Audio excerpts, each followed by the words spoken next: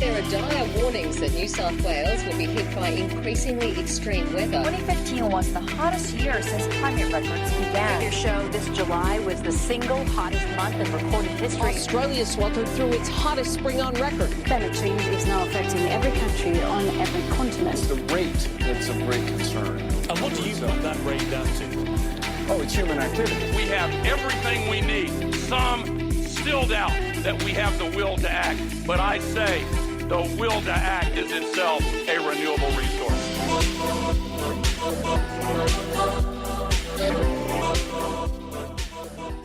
Hello and welcome to Climactic. This is episode number 45.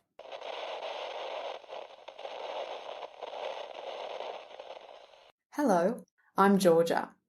I recently joined the show to bring you stories from the Sydney area. My background is in engineering, and I'm driven by curiosity for the world and its complexity, especially in this special time in humanity's history. Leadership, the true seat of power, technology, and regenerative agriculture are all topics I delve into. So look out for stories on the people who are helping to solve some of the most perplexing problems of our time. I was first introduced to Gretchen Miller through the Climactic podcast, and it's been a fantastic time getting to know her and understanding some of the amazing projects that she's worked on in her career. She spent most of her career working with ABC Radio National and has produced a huge amount of incredibly moving content. She's now working on a PhD, which you're going to hear a lot about in this interview.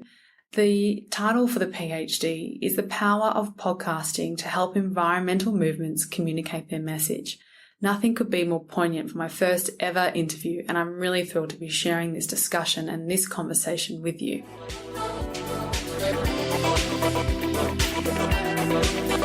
Hi, my name is Georgia Sheil. I'm here in Sydney doing my first interview with the Climactic podcast. I'm very excited to be in Gretchen Miller's lounge room today, talking to Gretchen Miller, who's a presenter, interviewer and documentary producer. She's worked with the ABC Radio National for 20 years and has an extensive portfolio of over 70 documentary series covering topics from public health all the way through to forest conservation. She's very guided by her passion for environment and science communication and is working on a collaborative PhD project with UNSW and Landcare, which I'm really excited to talk to her about. I'd also like to say at the start that Climactic is really lucky to have Gretchen on board as a trusted advisor and mentor, which has been fun for the gang all the way through to the start. But I'm lucky that I live in Sydney and I get to actually meet Gretchen face to face whenever I want to. So very grateful for that as well. My pleasure. So I'd like to start by, you've worked in storytelling almost your whole life. So I'd love to understand what that means to you and where you think the role of storytelling plays in society. Storytelling is one of those terms that has become really kind of fashionable just in the last few years. But I guess humans have a very long history of storytelling. And when I was a kid, my parents introduced me to myths and legends of, I was really drawn to the ancient Greeks, but I also read American Indian myths and stories, and I read Australian Indigenous myths and stories, even though we were actually living in London at the time.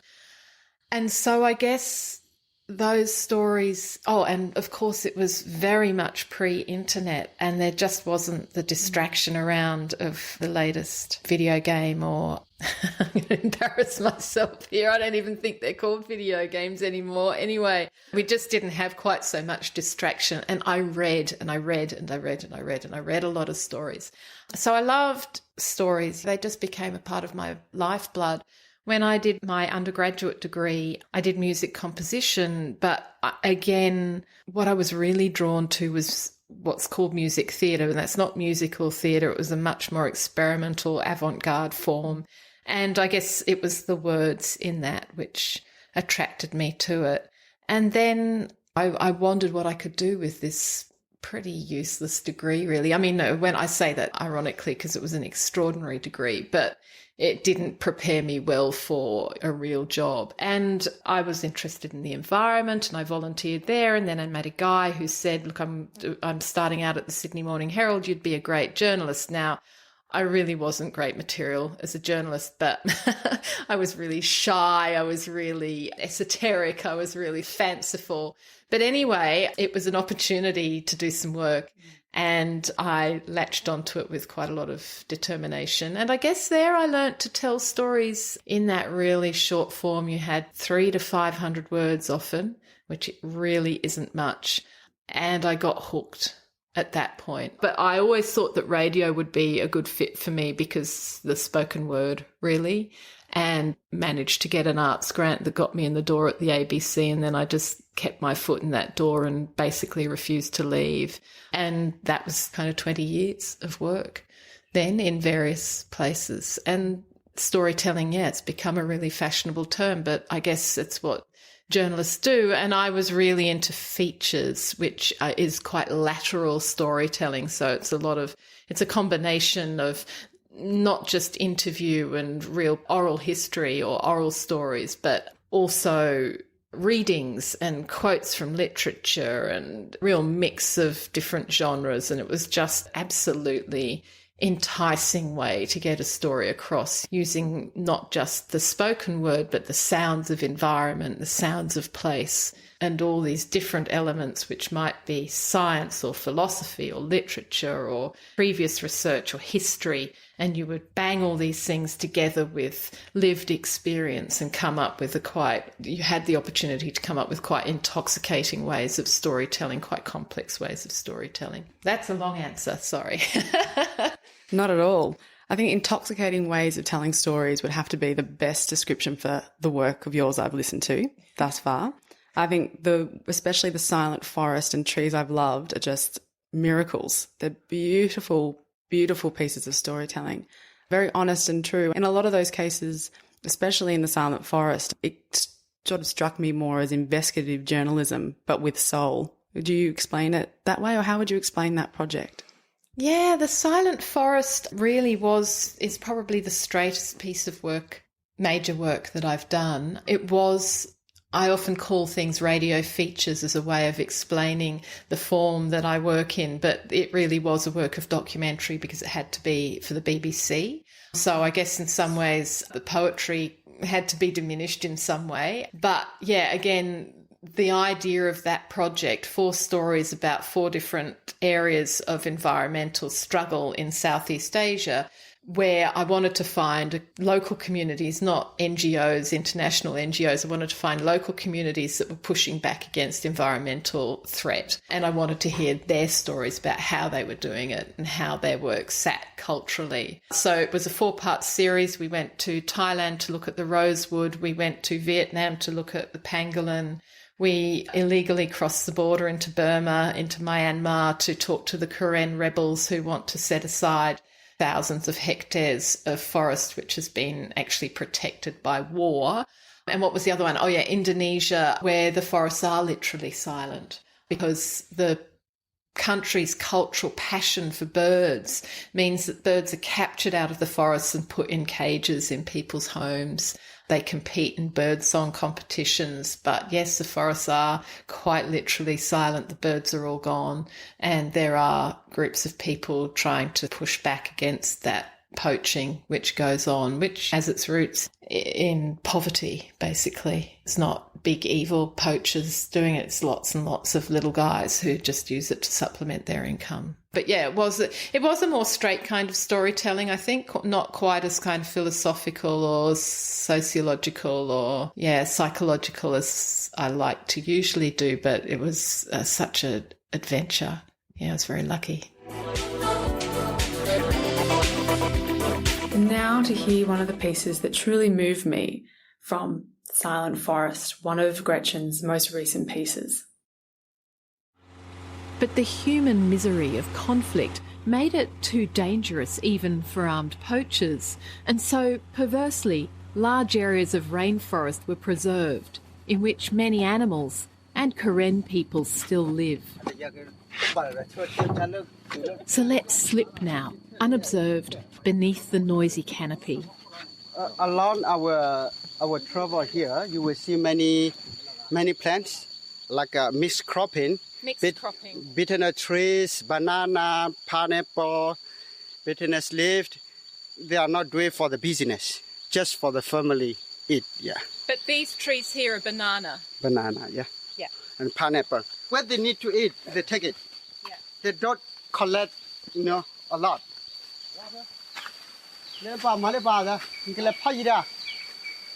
This world is alive with sound and with water. It's busy. On the way to the village, we stop to look around the forest, which is in fact a produce garden and a temple to the Karen. And what was your philosophy behind Trees I've Loved? Because it was, the way I see it, you went out to Australians and asked them for their stories on the trees that they've loved. And what was your philosophy behind that? What were you trying to achieve through that project? It's a good question. The Trees I've Loved project came out of, it was part of a series of works that were what I now call citizen storytelling, and went by the uglier term of user-generated content when we first started. There was a beautiful experimental website that was set up at the ABC under the radar for ABC listeners to get together and share their work, writing, photography, audio. It was an extraordinary site, and I really was inspired by this idea to create a project where I would ask a question, a provocation, and from the content that then came in from our audience, because I was lucky I had access to the ABC audience, I would do an exploration of the meaning of trees in our lives. And what I wanted to do was, we constantly hear about deforestation, land clearing in this country, deforestation in the Amazon. I wanted people to think about trees. So I wanted to address massive global issues, human archetypes really of our unease with the wild. But I wanted to do it through asking people for their very personal stories. So the question I devised, and you've got to take some time to think about these questions, and what they are and what you hope to achieve with them. So you've got to frame them quite carefully. And the question I asked was, tell me about a tree that you have loved or lost.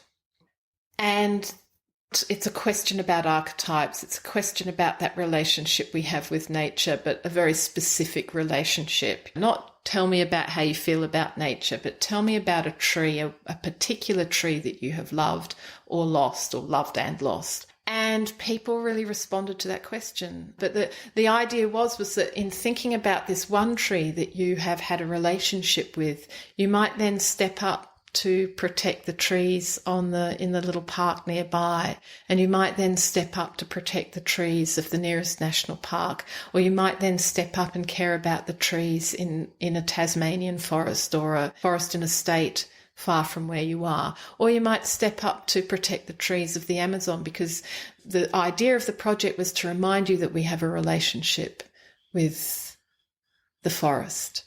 We have a very personal relationship with the forest, and to remember the way that tree moved and smelt and felt under your hands, what happened around you and what that tree meant during a particular time. I wanted to trigger people to remember trees, to not forget them. So that was the philosophy behind it.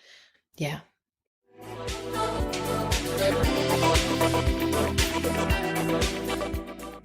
Now one of my favourite excerpts from Trees I've Loved.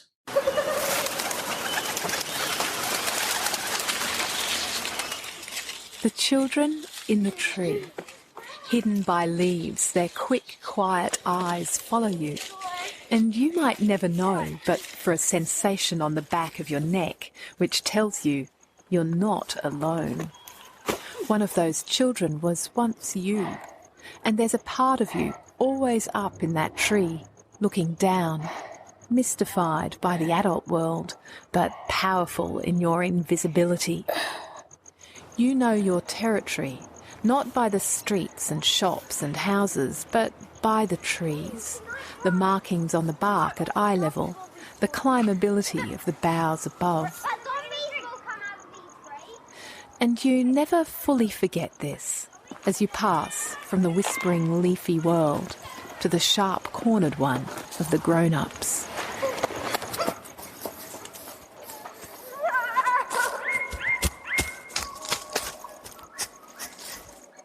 there's always a sense of mystery when you enter into a forest, but that mystery is itself mysterious. It's not immediately obvious, at least to me, why this seems to be such a recurrent and universal sensation.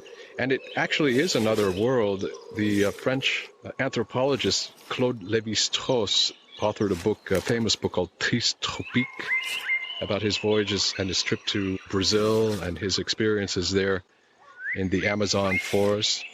And he says in that book, a few dozen yards of forests are enough to abolish the external world. One universe gives way to another, which is less flattering to the eye, but where hearing and smell, faculties closer to the soul than sight, come into their own. And I think that contains the beginning of an answer to this sense of mystery.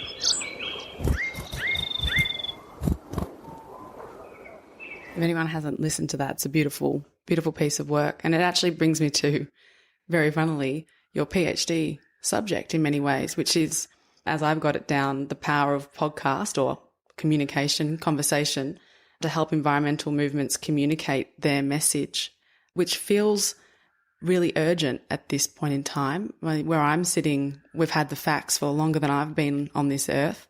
So where do you see, I guess, storytelling in this particular PhD project come in and try and bridge that gap between science and action? Okay, look, it's a sort of a conflictual thing for me, because what I want to do is run around screaming and shouting and yelling at people and shaking people and saying, wake up, do something quick, you know. And I write plenty of letters to politicians begging them to move. But I think we've got another problem. There's not just one problem. There's not just one way of communicating. There's lots of effective ways of communicating. We have plenty of NGOs campaigning. We've got plenty of NGOs raising money and asking for signatures and letters and so forth. So there's that. But there's a whole bunch of people who are maybe not being convinced about the arguments. And again, it comes down to that relationship between the individual and larger action, democratic action, really. So again, what I'm trying to do is convince others in a non-political way. Although I'm deeply political, I think politics is such a divisive, awful environment at the moment. It's not rational, or it's just emotional, and it's awful. So rather than engage people in arguments, I want to remind them again of their relationship with the world. And the thing about stories is that they have the power to move us. And if we tell stories from a personal perspective, this is my idea. And in fact, I'm probably not going to be able to prove this in the PhD, but I guess it's the underlying thinking that if you read a story and you go, and regardless of your political orientation, you think, oh, I remember when I did something like that, or I remember, or I feel helpless, but I want to do something.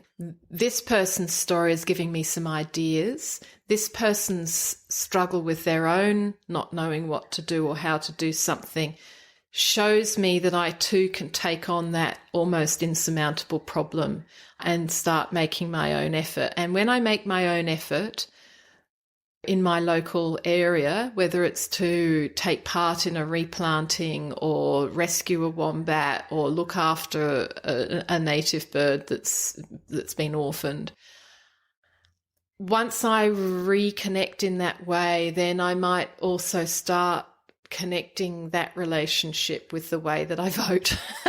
It's as simple as that. So the theme of the PhD, and there's a website, a storytelling website, which is open to the public to participate in, and it's called The Rescue Project. And if you Google rescue and Landcare, who's my partner in this project, my practical partner in it, because they give me access to both building the website but also their stakeholders, their membership.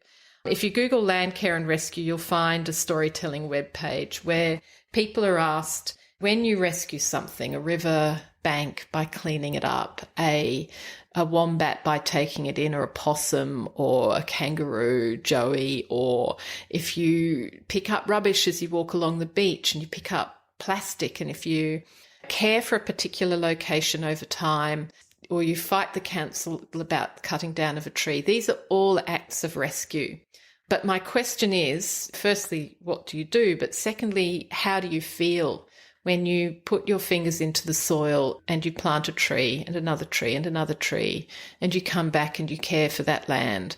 Or as you wake up every 2 hours to feed the kangaroo Joey, as you look into the eyes of the kestrel that you've brought back to life, or the goshawk, or the southern petrel. There's a beautiful story there. There's stories from bat carers and all sorts of people. There's stories about people who come to a park to have a picnic and find it full of rubbish and take 20 minutes to clean it up. These are all acts of rescue. But how do you feel when you do this?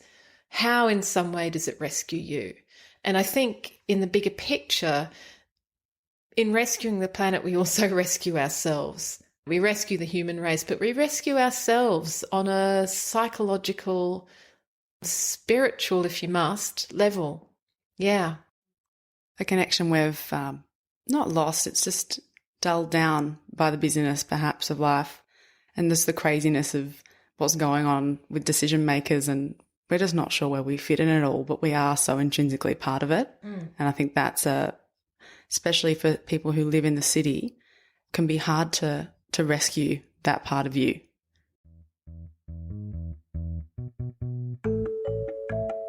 Now it's time for Climactic Community Corner, where we play voice messages sent to us on Facebook. We're opening up this space for the community to share events, news, thoughts, feelings, all sorts. If you've got a message to share, just send it to us at Climactic Show on Facebook, or hello@climactic.fm. Hi Climactic listeners, it's Kat, the co-founder of Trash Bags on Tour. Just letting you all know that if you're free Sunday the 3rd of March and want to get involved in Clean Up Australia Day, come on board Trash Bags on Tour down to the Great Ocean Road. We will be cleaning and collaborating with the Great Ocean Road Coastal Committee and going to a beautiful beach at Point Road Night from 9 until 10:30 a.m. Afterwards, you'll be educated with some zero waste tips, and we have a beautiful tourism day combined with education and conservation for you on that day. Tickets are available via Trash Bags on Tour Facebook events link. We hope to see you there. Cheers, guys. Bye. Hi, my name's Adrian Whitehead. In 2012, I formed a new political party called Save the Planet. The party's number one goal is to implement the urgent action needed to reverse global warming and to avoid the coming climate crisis. Our campaigning has already led to over 350 councils around the world declaring that we're in a climate emergency and committing to emergency action. This represents over 28 million people. In 2019, we're wanting to contest the federal election under a new name, One Planet, and need 100 more members to register the party. So if you can vote in Australia and want to support urgent action on global warming, please head to the website www.voteplanet.net and fill in the form on the membership tab. We're also waiving the $5 membership fee for people who join by Wednesday the 6th of March. So here it is again, www.voteplanet.net. Please register as a member and help save the planet. Definitely had a lot of people that have put their stories forward. Which one of them? I'd love listeners to be able to hear one that you feel quite close to. Okay, so there's nothing to hear yet. The stages of the project are the call out and the website being built, which we did last year. And then I will be making a podcast from the stories and asking some of the people to read their stories for me and just record them on their phones, because thankfully phone technology is so fabulous now that it's possible to get quite nice recordings that way. And then I will set those stories to sound. I have a really extensive collection of sounds that I've made over the years, so from all areas of Australia, and I may well ask some of the contributors to make recordings for me as well. And then we'll release them as a podcast on Climactic, but in other places as well. So you can't hear them yet, but you can certainly go and read them. And I can guarantee that with one or two of them, you'll need a tissue. There's the story of Dodo, the southern petrel. I think I've got his name. I mean, his name is Dodo, but I'm not sure if I've got the right breed of bird. But anyway, he looks like an albatross, but he's not an albatross. So there's the story of Dodo. There's also Roo Tales, an extraordinary story from a writer called Smithy who lives near Wagga, as a farmer near Wagga, and he's been a part of a couple of my projects, the Trees Project as well, and he writes the most moving, nuanced stories you've ever read. They're literally only sort of 500 to 600 words, so it's a very quick read, but bring tissues. There's lots of stories there that are extraordinary. There's about 40 in all, so scan and see which ones grab your interest, and feel free to leave a comment, engage with the writers, because that's really positive feedback that all the writers have contributed without a fee. They just contribute because they want to tell their stories. So it's a really lovely reward to have somebody read it and then say, yeah, thanks, or ask a question. It's designed for that level of engagement and sharing. And then do consider what you've done and write a story as well, because it'd be most welcome. You don't have to be a land carer. It doesn't have to be a grand gesture. It can be something as simple as always picking up the rubbish, or even just taking care of a tree, or talking to a tree as you visit it each day. There's all kinds. It's a very loose definition of rescue. But if you want to reflect on your connection to a place or a thing or a creature, please feel free to do so. Yeah, you'd be most welcome. And do you have a story that you've contributed? I haven't contributed a story. I haven't contributed a story because it's not about me, actually. And what my contribution is nurturing and mothering this project along. And then I guess my story will be in the way I write the PhD, and there will also be, as part of the podcast series, a documentary or a feature about a particular site of land care where a community has come together to do great work, and a deeper story about that, sort of a more detailed story, a longer story. So that will be where I get to say what I think. But I think, my story is all through it, really. My story is all through it. But I don't want to talk about myself. I imagine, though, you're quite a tenacious lady. So I imagine that you probably do have a tree you speak to, or have a particular place that you care for. If you were to write a story, do you have one that comes to mind? I love my little garden, which is a tiny inner city patch of bush that has had several iterations over the years that I've been here. I've been here 25 years. So that little tiny patch of dirt, which must be maybe 3 metres by 2.5, it hosts 2 trees, a number of smaller shrubs, flannel flowers, ferns, and I do love my garden and the place that it is. And there's a particular tree in it it's actually a hybrid, which I'm not mad on because they're intrinsically barren, but each year it's covered in huge orange flowers. It's gum, and the birds come to it, and I talk to the birds when they arrive. There's like 3 pairs that always come. And there is a tree that I talk to on my daily run down at Sydney Park, or it should be daily, but it's not. Maybe 3 or 4 times a week I get down there, and it's a delicate little tree which I've been communicating with now for about a year.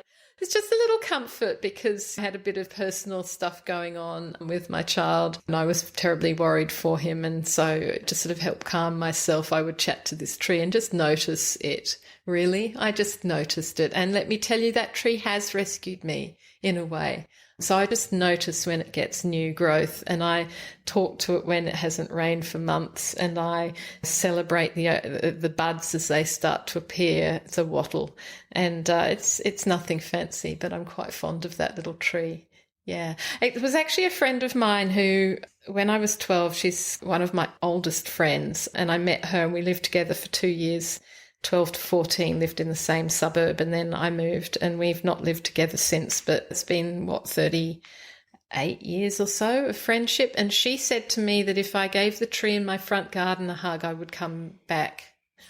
And I've never forgotten that. I didn't come back to Perth except to visit, but it was just that idea of a tree being a part of a place. Yeah, and she was the one who first introduced me to that time they had a farm in York, a small farm, and we would go up and walk amongst the granite rock country and gosh, it was poetry in motion to me, that kind of country. So beautiful. So, yeah. So, I don't know, trees, people, places. Sounds like that's the inspiration for a lot of the work you've done, really. And you've got quite a strong theme, obviously, of talking about the environment, or rather letting others talk about the environment in a lot of ways, being the person there to witness that discussion and craft it, which is beautiful work. But another part of the work that you do is science communication. And I find that really interesting. And I know we've touched on it in some parts, but I know that our listeners will really want to get your thoughts on potentially how storytelling can help people come to terms with climate change and actually enact and create an impact on them to the point where they act from there.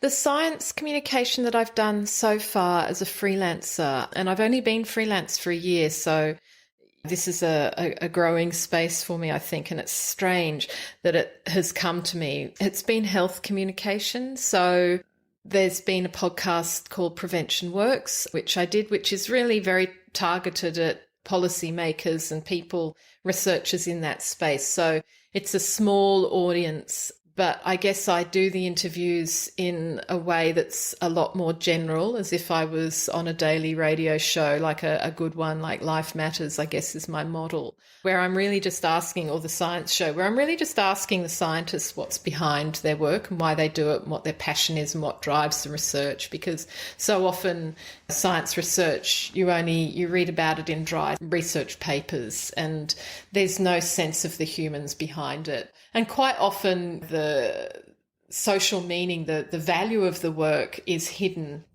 in the detail. But these interviews, these conversations are around revealing the value of that work to the broader population. Yeah, so that's what I've been doing. I did one, well, I guess it was social science for HCF called Navigating Parenthood.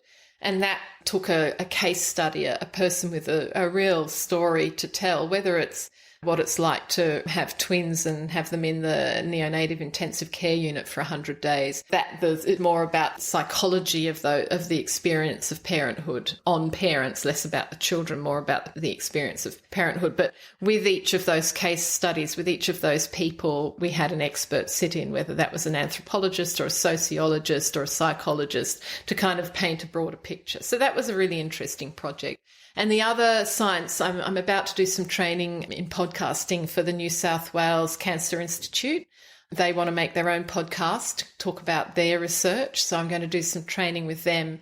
And that might quite possibly be hands-on training as well, where I'll make a podcast, but they'll get to sit in on the process.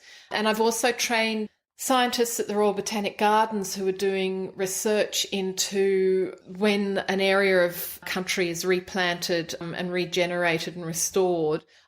They're doing research to refine the kinds of plants that are available for particular areas so they're more suited to the area and are more likely to grow, because quite often land restored from mining will just use the same 5 species and it's not going to take off.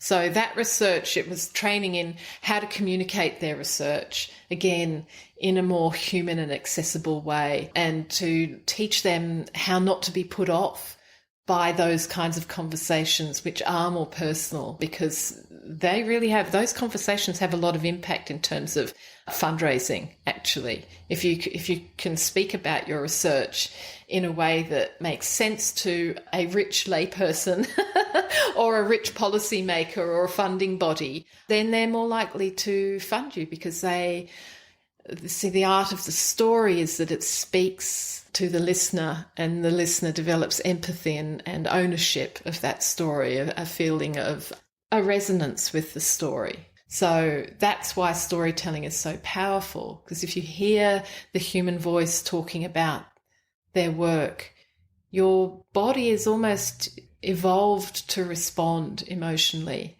to the spoken word, or the quality of the voice, the grain of the voice, these sorts of sounds, or those sounds. They all come across in an interview or a conversation or an exploration, and they're not captured by the word on the page. And we respond to them. We respond to hesitancy and speed of speech and intonation and pitch, all of those things. So that's why I think podcasting is a really powerful means of science communication, because it breaks down that barrier of expertise versus lay and brings us to a place where we can share an understanding. Yeah. So you said previously that you wish you could run around the streets and shake people, especially policymakers, and get them to come on board and listen. And your preferred medium is clearly storytelling, and especially creating space for others to tell their story, which doesn't happen as much as it could or should in this world. But considering this is you being interviewed, how do you, I guess, control those thoughts? And what would you be saying if you felt you could? I don't control them very well. I have written myself, my New Year's resolution was to stop getting into fights online with climate deniers and trolls, because I don't know how it happens. I am quite feisty, and people say some really stupid things, and they say some mean things as well, and I will step up and have that argument. But I've recently come to, finally, the resolution that actually it's a waste of time. It is a total waste of time. These people are rusted on. If they're not actually paid sock puppets, astroturfers, because that is a big thing, to just plant people in the community, to waste all our energy on arguing the toss with somebody who's pretending to represent a large section of the community, but actually they don't. We know that because the polls tell us that most people in this country are concerned with climate change. So instead of getting into fights with people, I've actually decided that a far better thing to do is to form alliances with people who are acting and doing something. And, Climactic is one of those, meeting up with young, talented, thinking people like yourself who I can maybe help in some way, even if it's just by sharing of information or equipment or whatever. That is a far better use of my time. Writing to my local politicians, I think that's important, and a democratic act. So I do that. But for myself, I'm trying to practice what I preach and remember my own, to do things that make me feel better, even if they're just a drop in the ocean. So I'm a part of an organisation called Share Waste, and I was an early adopter of that because I have a native garden. So our food waste, my native garden doesn't want it. It likes abused soil, not rich soil. So when I heard about Share Waste, I jumped on board so what I do is I walk our little compost bin down 10 minutes down the road to a woman in the area who does want my compost. And so I've been doing that for 2 or 3 years now. And I do small acts like that to salve and comfort myself. I do this research. I try to support Climactic in the small ways that I can. I am constantly connecting with people who are doing interesting work and encouraging them or helping them in any way I can, and accepting help in return as well. So that's the only way. It's the only way, because otherwise you burn out and you freak out. One of the projects I did was called Climate of Emotion. It was a 2-part documentary, because I was always in all my programs asking my interviewees how they felt about the burden of knowledge. Any experts that I spoke with, I asked them, how do you feel when you walk? Everywhere you walk, you can see signs of our climate changing, of environmental degradation. You have an intimate scientific understanding of it. How do you cope with that overwhelming flood of feedback that tells us how bad things are? And so in the end I did a 2-part project documentary that just asked that question of scientists. And I think they all, varying states of despair, said that they could only do what they can do, but they do something. So, for me, I'm 50. I feel like I have maybe 10 years where somebody will want to employ me left, because we're quite an ageist community. If I'm lucky, I've got another 10 years of work left, and I don't want to waste it. So I'm doing this research, and I'm trying to tell stories and just play an active part. That's all that I can do. And it's slow, steady work where you have to constantly nurture yourself by keeping your own relationships with the environment present, but shouting and screaming in the end. disconnects you and locks you inside your own head, and what you really want to do is be looking out all the time and looking around you and engaging all the time, and just slowly and gently just keep doing it. Yeah. There's a law, a Little's law, it's a physics law that says that when things are small, they move faster. And it definitely applies to this work, the work of acting on climate change, because it feels mountainous. It feels too big to break down into its small parts, but we have to, as people on this planet, we have to break it down into its small, seemingly insignificant acts of kindness, but otherwise you can't move closer to the goal. Can't get anywhere. So small pieces move faster. And there's also a Japanese word. Have you heard of the word kaizen? No. Kaizen is basically a similar philosophy that the Japanese hold. We all know that the Japanese work more than anyone in the world, but it's still a good philosophy, which is that every day in small ways do better than what you did yesterday, which I think is also pertinent and pretty much speaks to a lot of what you were talking about. But I'm 26 now. It's probably taken me the best part of the last 12 months to unpack this feeling that I have to do it all and it's urgent and that I must sort of hold the world on my shoulders. But by joining this podcast, by meeting people like you and talking it through, it's important to just acknowledge that these little acts are also important.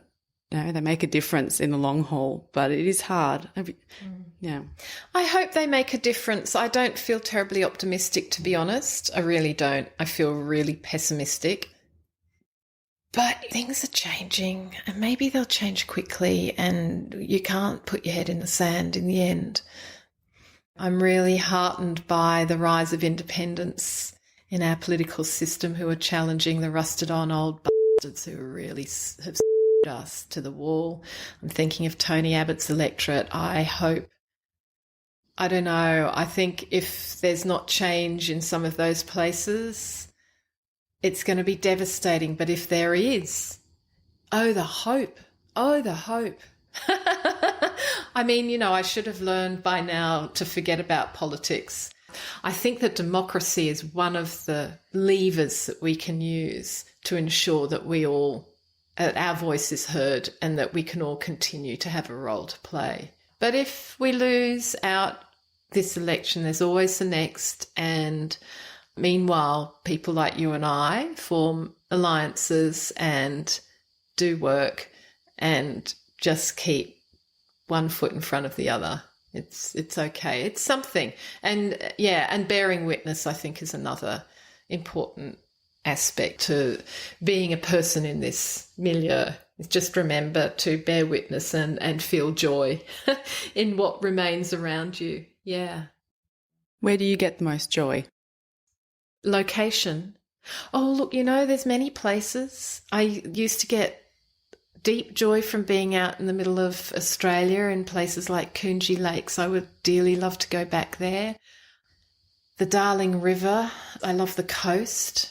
I can take joy in the arrival of a bird in the tree of my very urban backyard. But deep breaths need to be taken out of the city. But hey, you know, I get joy going to London and Paris. I get joy there too. So I don't know. Just remember joy, that's all. Make sure that you have some. We have a bit of a game in this house where I say 3 good things to my husband and my kid. And, you know, we have to just say 3 good things in the day. And, it's kind of daggy and old school, but maybe it's useful. It works.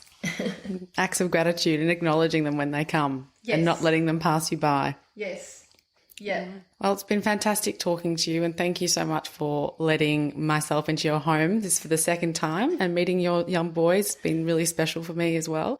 And the fact that you live around the corner from me gives me a lot of joy. So thank you very much for everything, and really appreciate everything that you've said today. Likewise, it's a pleasure to meet you, Georgia, and I know you're going to go far and do well, so fantastic.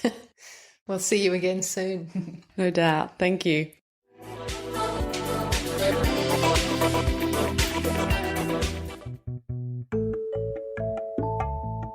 You've been listening to Climactic, a podcast from the Climactic Collective. a group of storytellers dedicated to sharing inspiring, powerful stories from the climate change community. If you've got a story you'd like to tell and you'd like us to help you share it, just get in touch at hello@climactic.fm or on Twitter, Facebook, and Instagram, where we're at Climactic Show.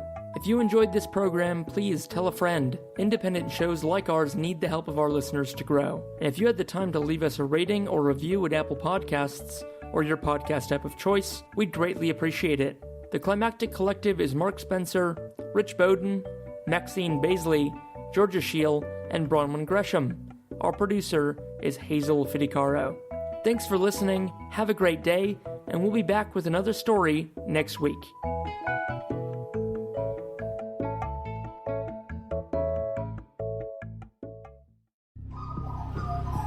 The Climactic Collective.